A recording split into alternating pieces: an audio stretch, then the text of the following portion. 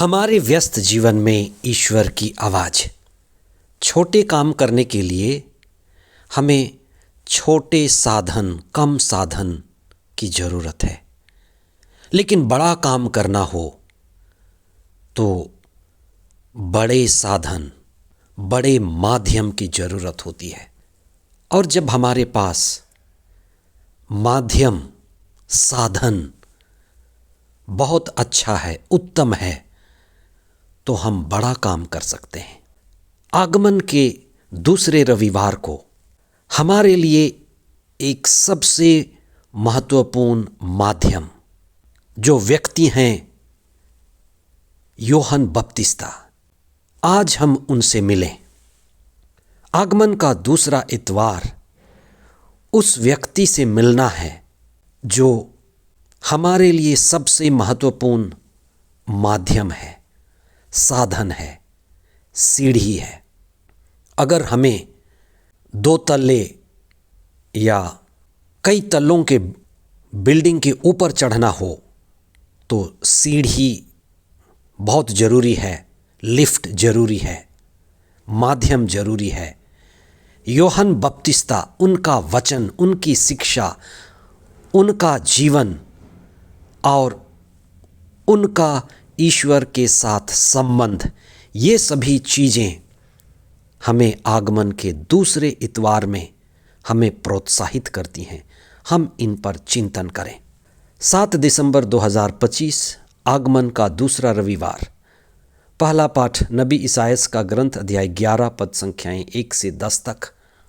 दूसरा पाठ रोमियों के नाम पत्र अध्याय 15 पद संख्याएं 4 से 9 तक। और संत मती का सुसमाचार अध्याय 3 पद संख्याएं 1 से 12 तक। स्रोत एक ही है, लेकिन माध्यम अनेक हैं। और माध्यम अगर सबसे महत्वपूर्ण, मजबूत, तो आप स्रोत के पास जल्दी पहुंच सकते हैं। जिंदगी में हमें कितनी ठोकरें मिलती हैं, आप जिंदगी में कितने ठोकर खाए हैं। कई बार हम बेहोशी की जिंदगी में जीते हैं, लेकिन जब ठोकर खाते हैं तो झुंझलाते हैं, थोड़े होश में आते हैं। कई लोगों के जीवन में ये अनुभव होगा कि हमारा जीवन ठोकरों से भरा है। कितनी ही ठोकर हैं, हर तरफ आप जाते हैं, अलग अलग दिशा में अलग अलग लोगों से मिलते हैं, कितनी ठोकरें खाते हैं।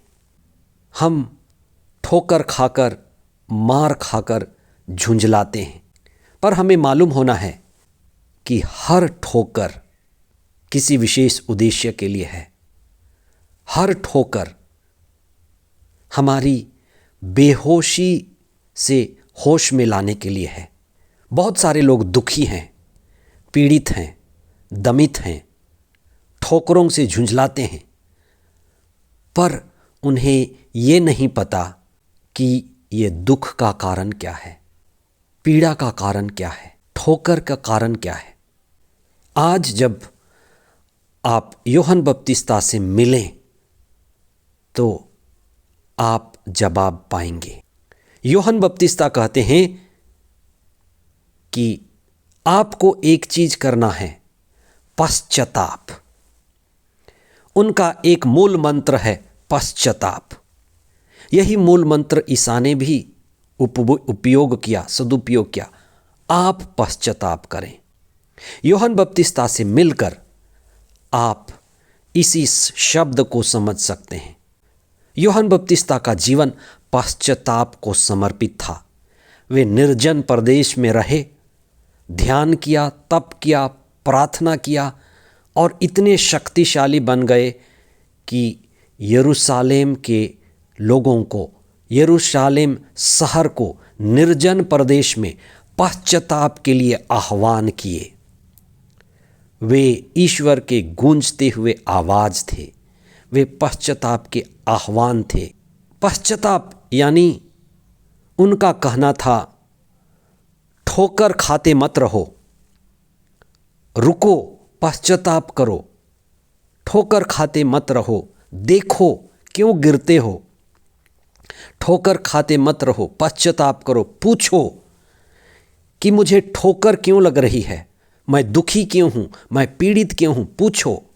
पश्चाताप दो शब्दों से बना है, पाश्चात जिसका अर्थ है पीछे, बाद में, या अनुभव। पीछे क्या हुआ, बाद में क्या हुआ, अनुभव कैसा है।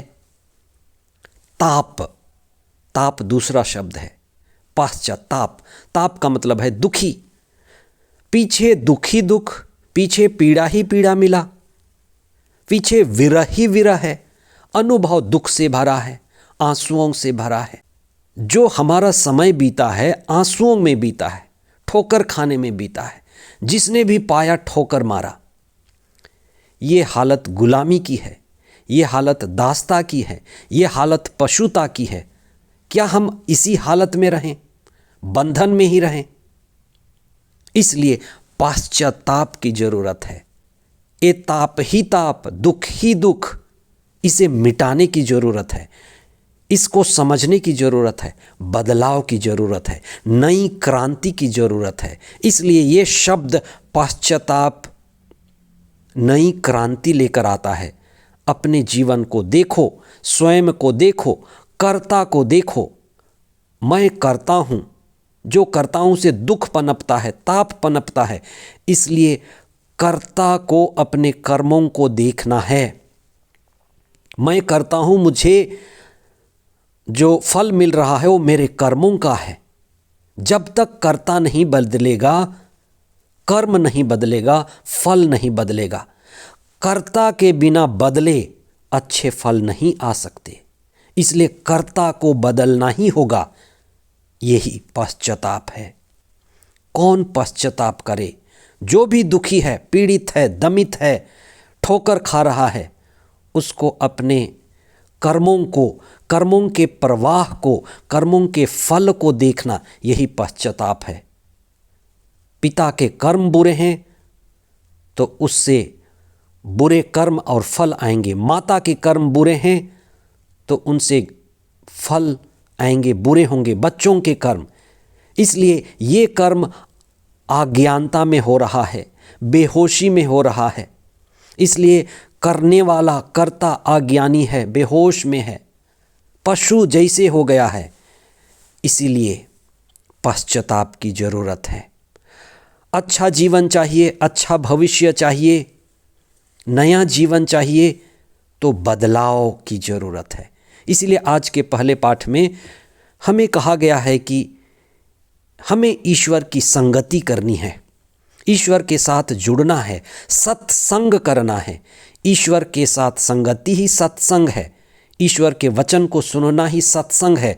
और नबी ईसायास कह करके गए थे, भविष्यवाणी किए थे कि पूर्णता का समय आने वाला है, ज्ञान अपनी पूर्णता में होगा।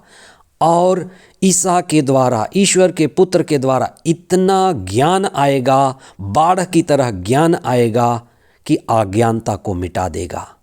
अलग अलग स्वभाव वाले पशु, अलग अलग स्वभाव वाले लोग एक साथ मिल करके ज्ञान में रह सकेंगे। ज्ञान ऊंचाई है, ज्ञान शिखर है, ज्ञान चेतना है, ज्ञान ही पवित्रता है।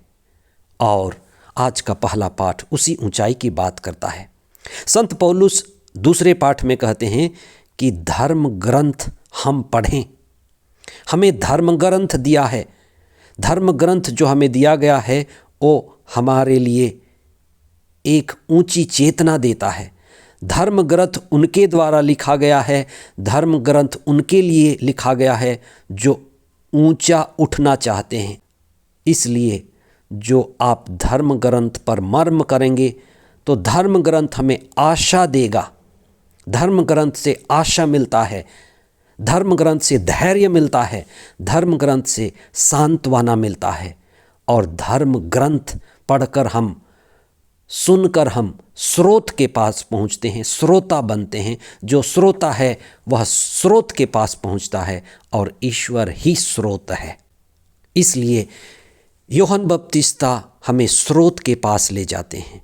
ईसायास नबी हमें स्रोत के पास ले जाते हैं, संत पौलुस हमें स्रोत के पास ले जाते हैं।